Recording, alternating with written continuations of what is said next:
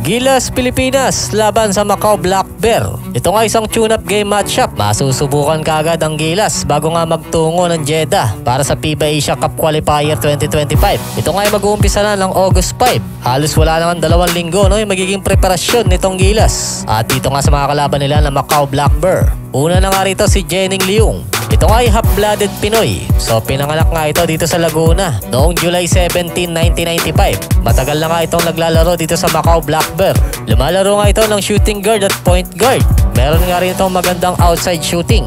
Kaya nga hindi nga pwede bastang mapabayaan ito. Kabilang nga siya sa first 5 nitong Macau Black Bear. Maaaring maging katapatan ito itong si CJ Perez at si Chris Newsom para malimitahan nga yung kanyang opensa. At pangalawa sa makakaharap ng Gilas dito nga sa tune-up game na isa rin Pinoy malamang ay kilala nyo na nga ito.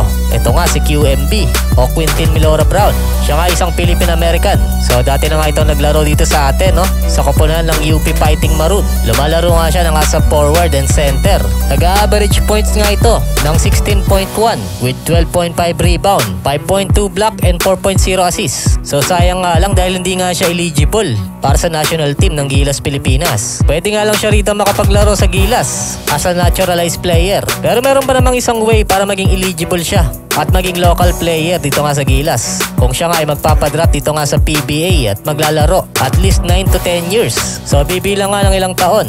Pero may guarantee naman na maging local player siya para dito sa ating national team. So example nga ito kay Chris Newsom. Noong 2022 nabigyan nga siya rito ng exemption ng FIBA na maglaro sa Gilas as a local player dahil nga sa paglalaro niya rito sa Pilipinas ng at least 10 years. So marami pa naman nabigyan dito ng FIBA exemption bukod nga dito kay Chris Newsom. At pangatlo dito nga sa player ng Macau Black Bears. Ito nga si Zaire Wade. Siya nga ay may listed height na 6'3" o 6'4". Point guard at shooting guard nga yung kanyang nilalaro. Maliksi nga ang bata na to at may pagka-athletic. Sa kanyang career high nagtala nga siya rito ng 9.3 per game, 3.8 rebound, and 4.8 assists, 0.5 steal and 0.5 block. Yan nga yung kanyang average point per game. So pwede rin kabantayan to si Chris Newsom, CJ Perez, Dwight Ramos, Scottie Thompson. Alin man sa kanila pagdating sa matchup. At ikaapat itong si Wyseng Chan.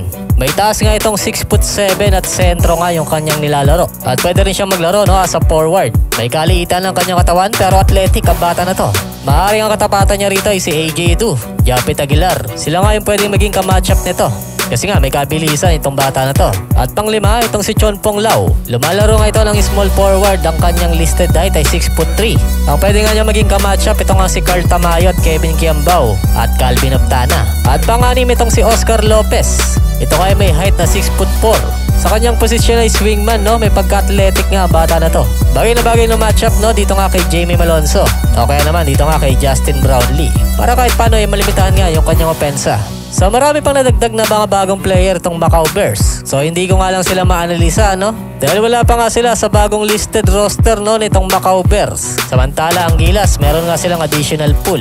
Ito nga yung kanilang dinagdag Renza Bando, RJ Abarrientos, Save Lucero at Troy Rosario.